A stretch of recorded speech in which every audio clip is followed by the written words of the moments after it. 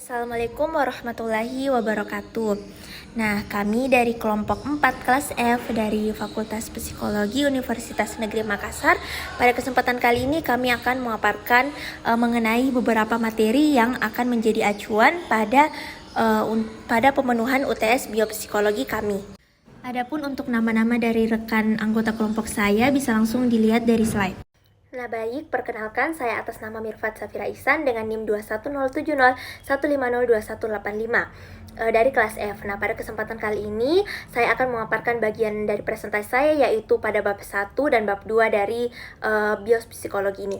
Nah jadi pada bab 1 itu sebelum kita masuk ke materi biopsikologi yang lebih mendalam, kita terlebih dahulu harus mengetahui kira-kira apa itu pengertian dari biopsikologi.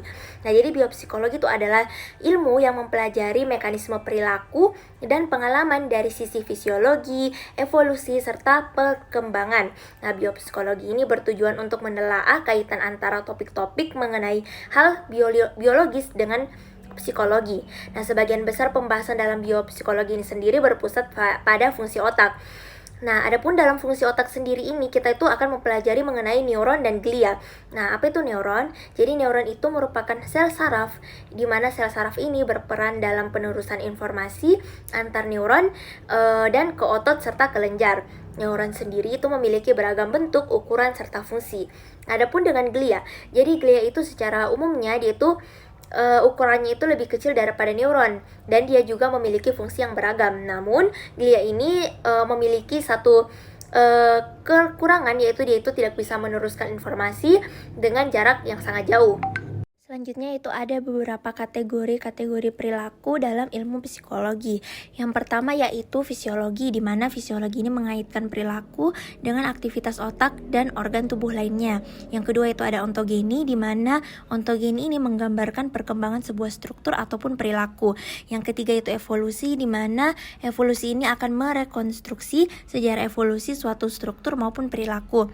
Yang keempat yaitu ada fungsional, di mana fungsional ini akan menjabarkan alasan mengapa sebuah struktur atau perilaku itu bisa berevolusi.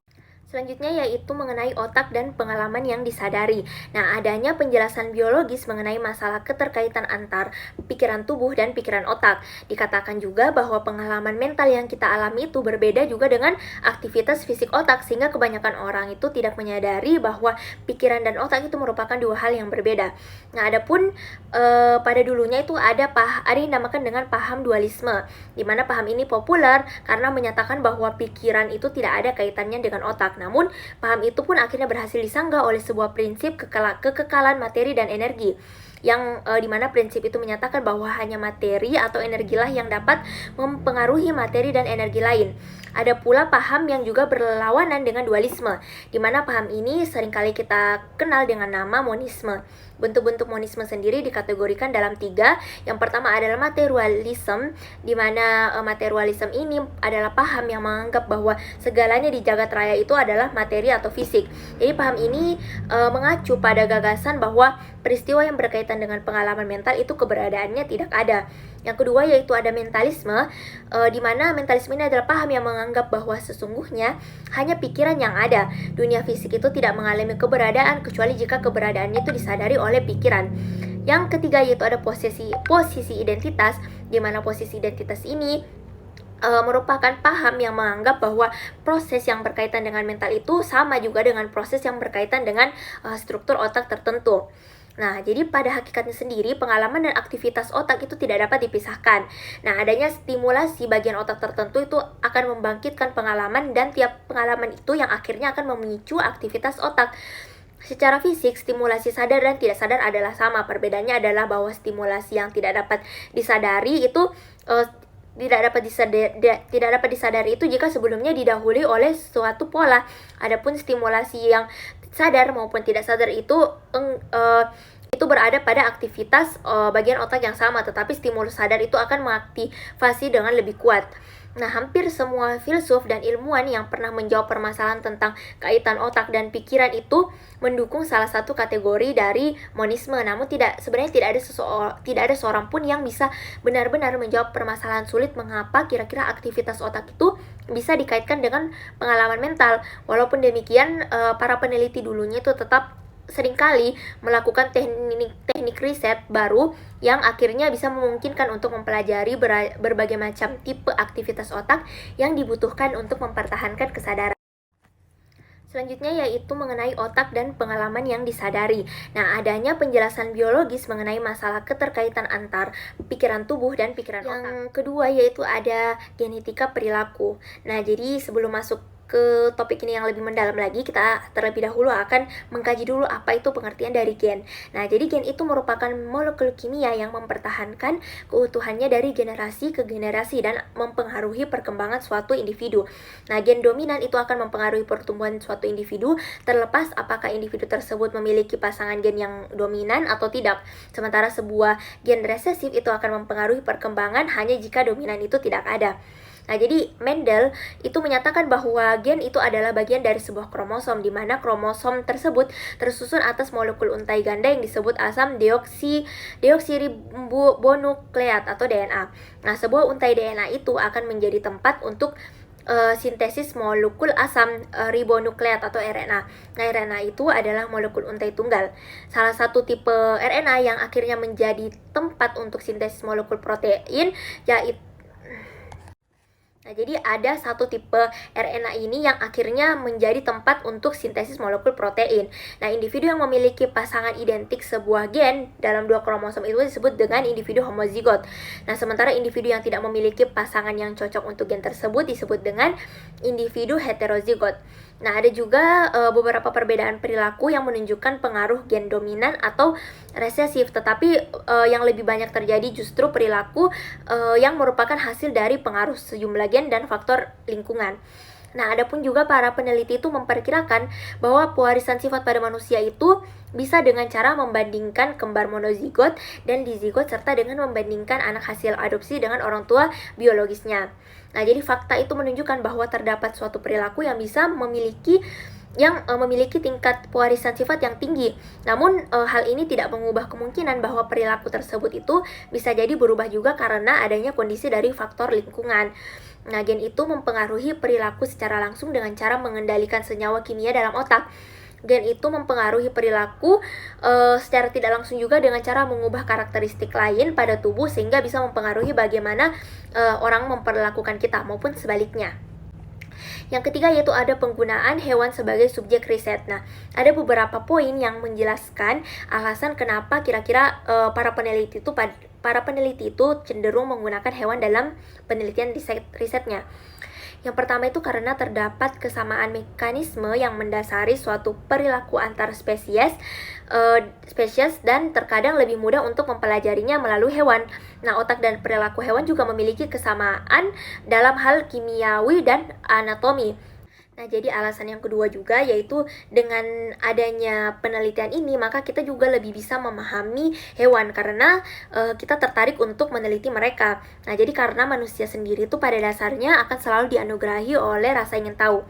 Yang ketiga yaitu evolusi manusia itu dapat diungkap melalui apa yang kita pelajari tentang hewan.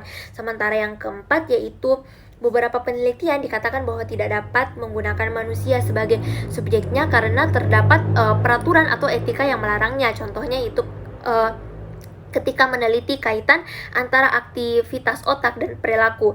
Nah, jadi pada penelitian ini peneliti itu harus memasukkan elektroda ke dalam otak tikus. Nah, hal ini dianggap bertentangan dengan peraturan terkait dengan etika yang berlaku. Nah, adapun mengenai etika, jadi etika mengenai penggunaan hewan dalam penelitian itu sebenarnya masih kontroversial karena beberapa penelitian memang menyebabkan rasa sakit bagi hewan yang dijadikan sebagai subjek penelitian itu. Namun, tidak dapat kita pungkiri bahwa dengan dilakukannya riset penelitian itu lebih banyak pertanyaan yang bisa terjawab. Dengan kata lain bahwa penelitian ini sebenarnya cenderung lebih banyak membawa banyak manfaat. Dalam neuron yang berelaksasi memiliki konsentrasi muatan negatif yang lebih tinggi daripada bagian luarnya. Nah, adapun pompa natrium dan kalium itu berfungsi untuk memompa ion natrium keluar membran dan juga memompa ion kalium agar bisa masuk lagi ke dalam membran. Nah, pada membran yang berelaksasi, ion kalium ini bisa melintasi membran dengan pelan, sedangkan untuk ion natrium itu sama sekali tidak dapat melintas. Nah, ketika terjadinya pengurangan muatan antara bagian dalam dan juga bagian luar neuron, ion natrium itu akan lebih mudah lagi untuk melintasi membran. Nah, ketika potensial membran ini sudah mencapai titik yang di ambang batas, maka secara tiba-tiba terjadi ledakan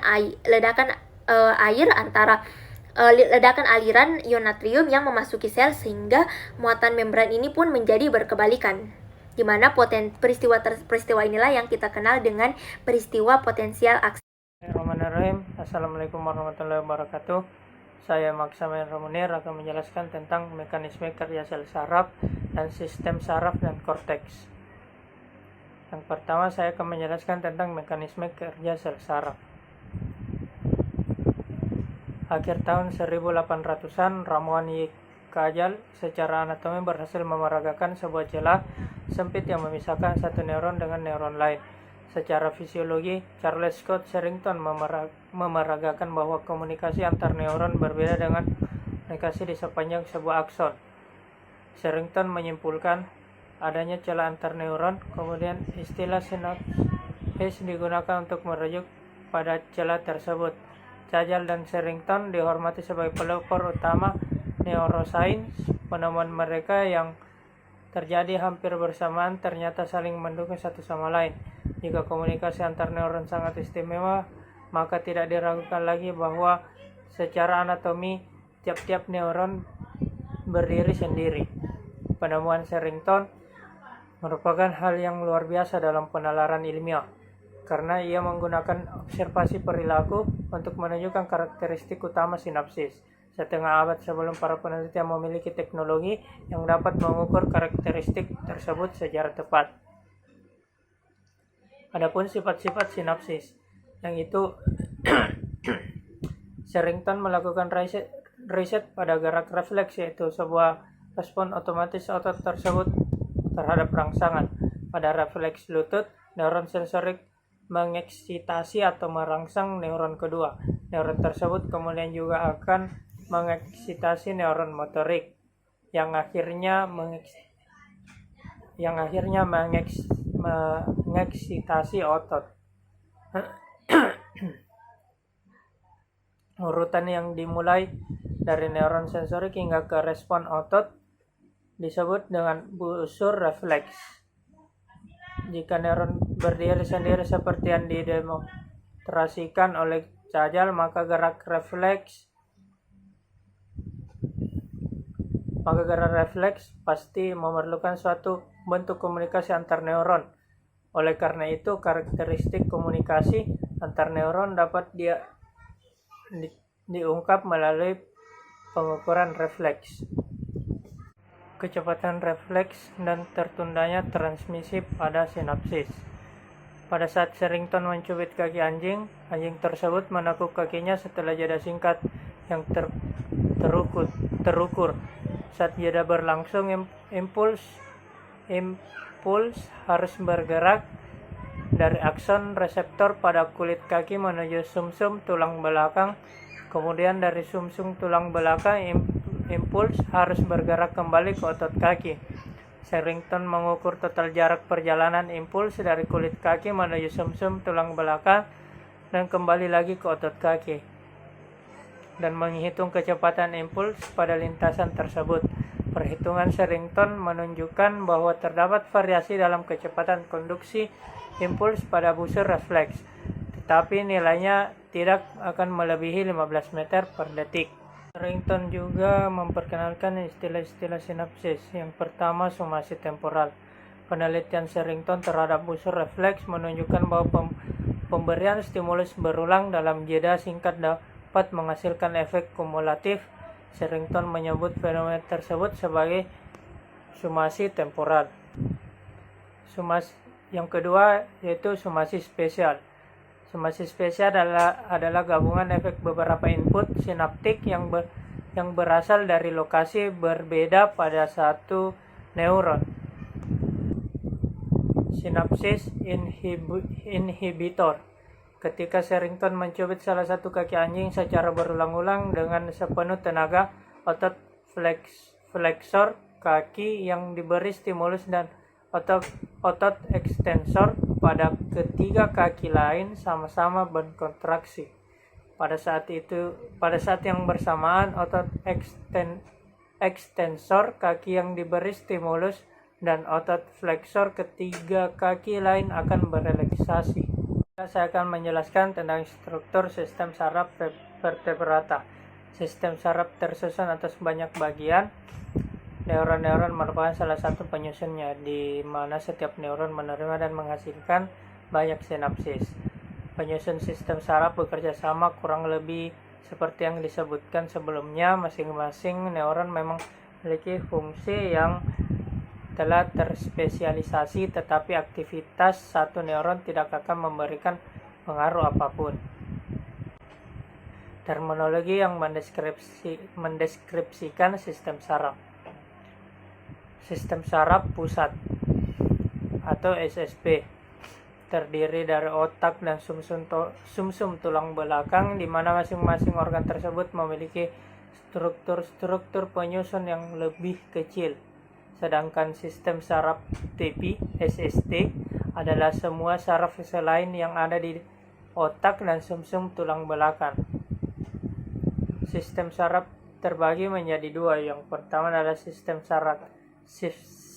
saraf somatik, terdiri dari neuron yang meneruskan pesan dari panca indera menuju ke SSP dan neuron yang meneruskan pesan dari SSP ke otot. Sedangkan yang kedua adalah sistem saraf otonom yang mengendalikan jantung, usus, dan organ-organ lainnya. Sumsum tulang belakang. Sumsum tulang belakang merupakan bagian dari sistem saraf pusat yang dapat ditemukan pada rongga tulang belakang. Sumsum tulang belakang berkomunikasi dengan panca indera yang letaknya dari leher ke bawah. Struktur tulang belakang berruas-ruas, di mana pada tiap sisi ruas terdapat saraf motorik dan saraf sensorik, seperti yang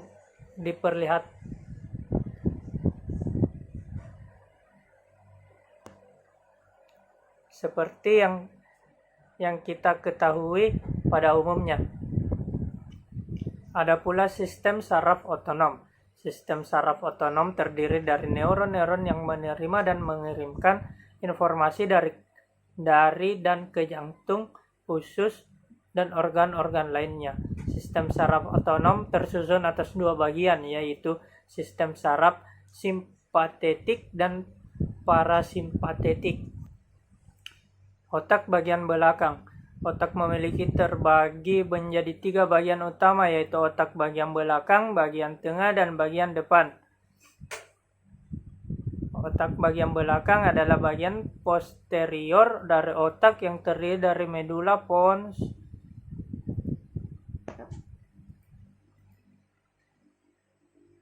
dan cerebellum. Medula pons otak bagian tengah dan beberapa struktur tengah pada otak bagian depan adalah penyusun dari batang otak. Medula atau medula oblongata terletak di atas sumsum tulang belakang dan dapat dianggap sebagai perluasan sumsum tulang belakang yang rumit.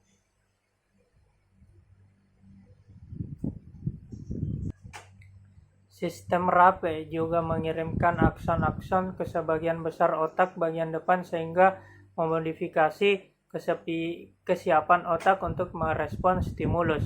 Cerebellum merupakan struktur besar yang terletak pada bagian otak belakang. Struktur tersebut telah lama diketahui berperan dalam mengendalikan pergerakan.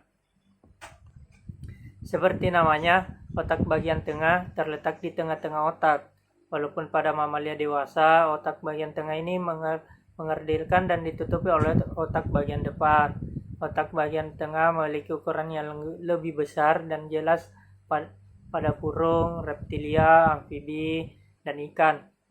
Permukaan terluar otak bagian tengah disebut dengan tektum. Dan ada pula otak bagian depan. Otak bagian depan adalah bagian otak paling anterior dan paling terlihat, terdiri dari dua belahan, satu di kiri dan satu di kanan. Setiap belahan otak telah membagi tugas untuk menerima sebagian besar informasi sensorik serta mengendalikan sebagian besar otot pada sisi tubuh yang berlawanan. Korteks cerebrum adalah bagian yang paling terlihat dari otak mamalia, terdiri dari lapisan sel-sel yang menutupi belahan otak. Sel-sel pada konteks cerebrum adalah substansi kelabu. Akson-aksonnya yang memanjang ke arah dalam adalah substansi putih. Assalamualaikum warahmatullahi wabarakatuh. Perkenalkan, nama saya Muhammad Faiz Aisi. Saya dari kelompok 4 dan berasal dari kelas F. Saya akan mempresentasikan rangkuman saya tentang bab sinapsis. Akhir tahun 1800-an, Ramon Y. Kajal secara anatomi berhasil memeragakan sebuah celah sempit yang memisahkan satu neuron dengan neuron lain.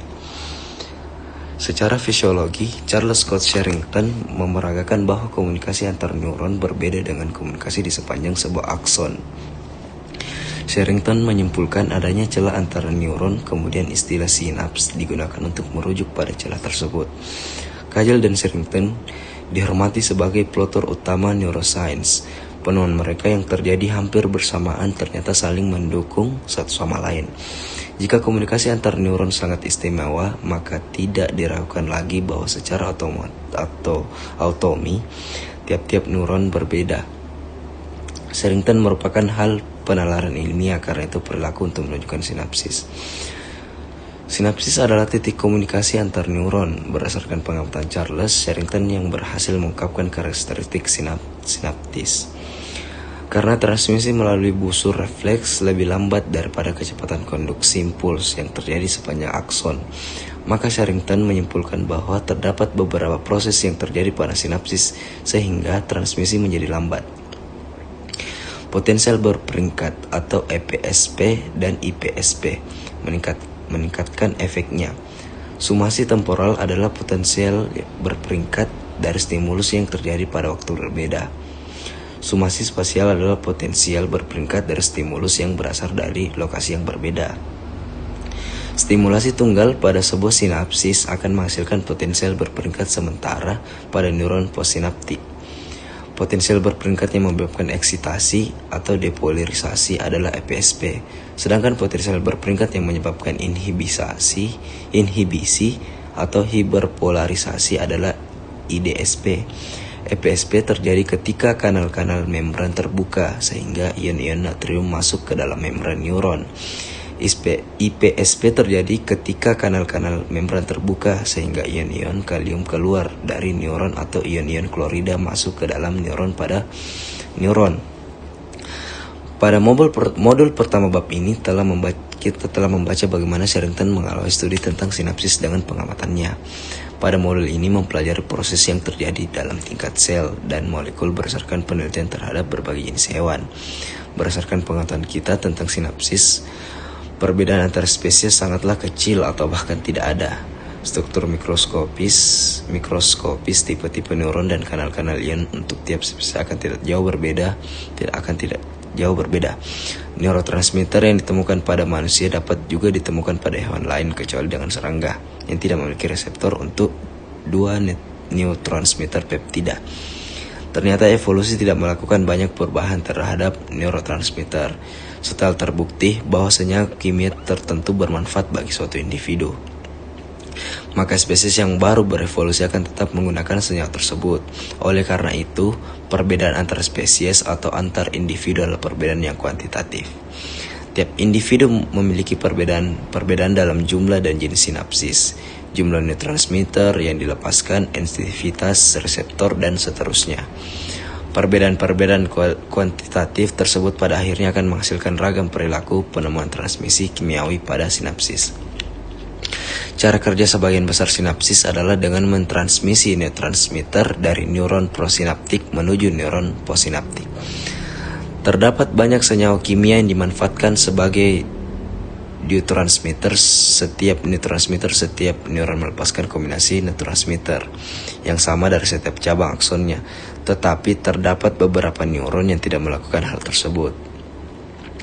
Pada sinapsis tertentu, neurotransmitter melekatkan pada sebuah reseptor sehingga menyebabkan kanal-kanal ion tertentu terbuka dan memungkinkan terjadinya aliran ion melintasi membran lebih cepat. contohnya ion natrium. Pada sinapsis lain, neurotransmitter mungkin menyebabkan perubahan lambat tetapi berlangsung lama di dalam neuropossinaptik. Setelah neurotransmitter mengaktifkan sebuah reseptor, maka molekul-molekulnya akan masuk kembali ke neuron prasinaptik dengan bantuan molekul transporter pada membran. Proses ini disebut dengan pengambilan kembali, dan proses tersebut memungkinkan neuron prasinaptik mendaur ulang neurotransmitter.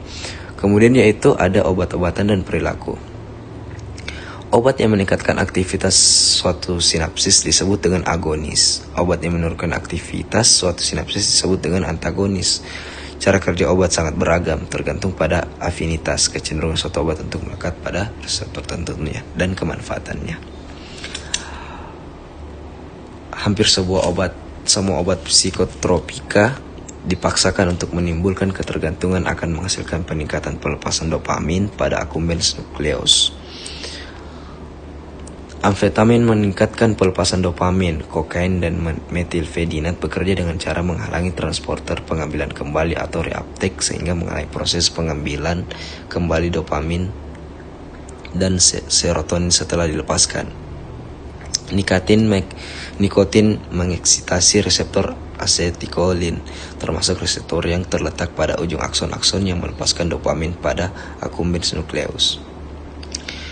Pada obat-obat opium menstimulasi reseptor endorfin yang menginhibisi pelepasan GABA. GABA dapat menginhibisi pelepasan dopamin. Oleh karena itu pengaruh akhir opiat adalah peningkatan pelepasan dopamin. Pada suatu sinapsis di sejumlah bagian otot tertentu, glutaniat mengeksitasi neuron postsinaptik sehingga neuron tersebut merespon dengan cara melepaskan cannabinoid alami. Senyawa cannabinoid alami dapat menginhibisi pelepasan glutarat dan GABA pada neuron sekitar lebih lanjut. Senyawa kimia di dalam marijuana menimbulkan pengaruh yang sama seperti halnya cannabinoid alami tersebut. Jadi saya Lutfi Karmayani akan menjelaskan materi tentang korteks dan plastisitas otak. Pada modul 6.1 yaitu visual dan reseptor retina. Prinsip umum resepsi visual pada reseptor transpirasi untuk menyerap satu jenis energi dan mentranskripsi menjadi pola elektrokimia dalam otak. Lalu dari aktivitas neuron hingga persepsi, aktivitas otak seseorang tidak dapat menduplikasi objek yang dapat dilihatnya. Pada hukum energi saraf spesifik mengetahui mana yang aktif adalah sebuah aspek penting dalam sebuah pengkodean sensori impuls pada satu neuron yang mengidentifikasikan adanya cahaya dan impuls pada neuron lain dalam hukum energi saraf spesifik. Muller menyatakan bahwa apapun yang mengeksitasi sebuah saraf tertentu untuk saraf tersebut yang mendapat istilah modern adalah setiap aktivitas saraf tertentu akan selalu mengantarkan jenis informasinya yang sama ke otak yang sama. Mata dan hubungannya dengan otak cahaya masuk ke dalam mata bukan melalui di tengah-tengah iris disebut dengan pupil cahaya tersebut, di mana difokuskan menggunakan lensa dan kornea cahaya yang diproyeksikan ke retina, yaitu sebuah permukaan belakang dalam bola mata yang diselimuti oleh reseptor visual. Lintasan di dalam mata dimulai dari sel bipolar yang mengirimkan pesan ke sel ganglion yang letaknya masih di dekat titik dengan bola mata bagian belakang, lalu aksen-aksen sel ganglion bergabung satu sama lain yang berikutnya berputar dan menuju ke otak. Selain itu, terdapat pula sel amakrin yang mendapatkan informasi dari sel bipolar 1 dan mengirimkannya ke sel bipolar lainnya. Lalu sel kerucut atau sel ganglion lainnya. Untuk mencapai reseptor cahaya harus terlebih dahulu melewati sel ganglion dan bipolar, di mana sel-sel tersebut adalah sel yang tembus pandang, sehingga saat cahaya melewati sel tersebut tanpa dinotasi sama sekali. Dari akson Sel ganglion bergabung membentuk saraf optik, yaitu sebuah bundelan akson yang mengarah keluar dalam bagian belakang bola mata, yang titik keluarnya dalam akson tersebut disebut dengan bintik buta. Fovea dan perifer retina merupakan sebuah air yang kecil yang telah terspesialisasi untuk penglihatan tajam dan detail hal tersebut dapat terjadi karena ada pada area tersebut hampir tidak terdapat akson-akson sel ganglion serta pembuluh darah. Retina memiliki dua jenis reseptor, yaitu sel batang dan sel kerucut. Dan sel batang, di mana sel batang lebih sensitif terhadap cahaya redup dan lebih bermanfaat dalam cahaya terang. Dan sel batang pula banyak ditemukan di dalam bagian retina, sedangkan sel kerucut banyak ditemukan dalam fovea. Cahaya menstimulasi reseptor dengan cara memiliki perubahan kimia pada 11 retina, sehingga melepaskan energi. Oleh karena sebab itu dapat mengantisipasi sistem penyampai pesan kedua di dalam neuron.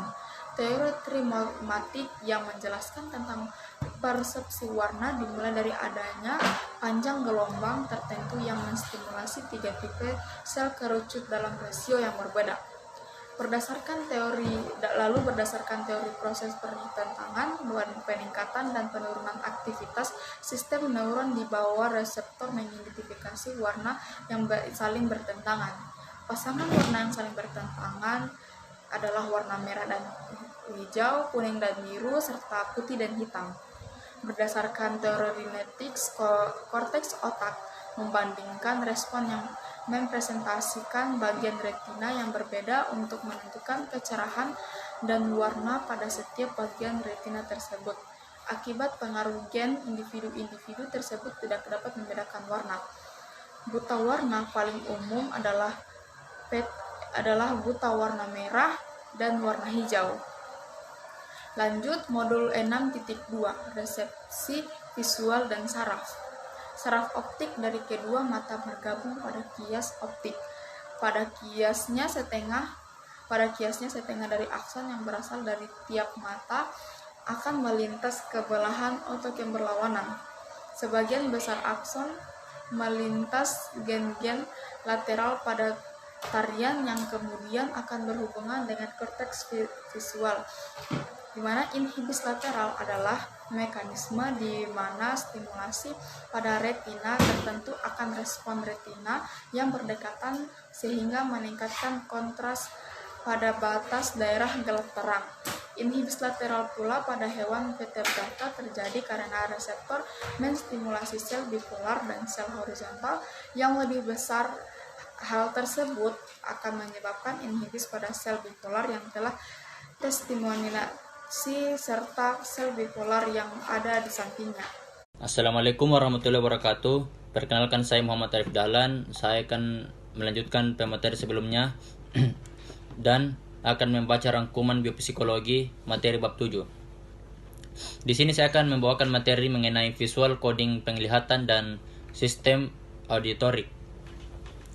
Pertama, suara dan telinga. Gelombang suara adalah kompresi prodik medium seperti udara, air, dan sebagainya. Ketika sebuah pohon roboh, hal tersebut menyebabkan pohon dan tanah bergetar, sehingga menghasilkan gelombang suara di udara yang ditangkap oleh kedua telinga kita.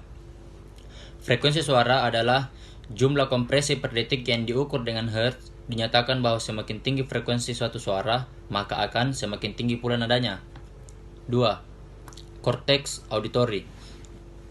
Pada korteks auditori ini, informasi yang berasal dari sistem auditori melintasi beberapa struktur subkorteks dan dengan adanya struktur penghubung pada otak bagian tengah, memungkinkan tiap belahan otak bagian depan mendapatkan sebagian besar inputnya dari sisi telinga yang berlawanan.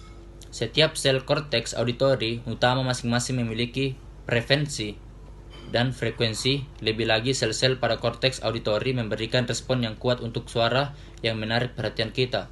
Contohnya suara yang tidak umum dan suara yang kaya akan harmonisasi.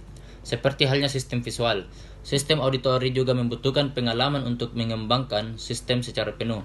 membesarkan anak hewan dalam akan mengganggu perkembangan visual. Begitu pula jika anak hewan dibesarkan dalam lingkungan berisik yang konstan akan mengganggu perkembangan auditori. Beberapa orang menderita yaitu buta nada. Istilah tersebut ilmiahnya adalah musia, seseorang yang sama sekali tidak sensitif terhadap frekuensi dan tidak bisa memahami bahasa lisan. Lanjut, morfin merupakan pereda sakit yang amat efektif jika digunakan dengan segera. Apabila sistem saraf diberondong oleh informasi nyeri yang diperpanjang, maka hal tersebut akan menyebabkan peningkatan sensitivitas neuron terhadap nyeri. Setiap neuron pada sistem visual memiliki medan reseptif, yaitu sebuah area pada medan penglihatan yang terhubung dengan cara neuron tersebut. Cahaya pada medan reseptif pada mengisitasi atau menghibisi neuron tergantung pada beberapa hal tentang cahaya, yaitu lokasi, panjang gelombang, dan pergerakan atau lain sebagainya. Sistem visual pada manusia memiliki pembagian kerja secara umum adalah sistem parvoselular yang terspesialisasi untuk persepsi warna dan detail yang amat rumit. Sementara tersebut sistem magnoselular yang terspesialisasi untuk persepsi kedalaman gerakan pada pola secara umum. Dalam korteks visual utama, ilmuwan berhasil mengenali dua sel, yaitu yang pertama, sel sederhana yang memiliki medan reseptif, eskelator, dan inhibitor.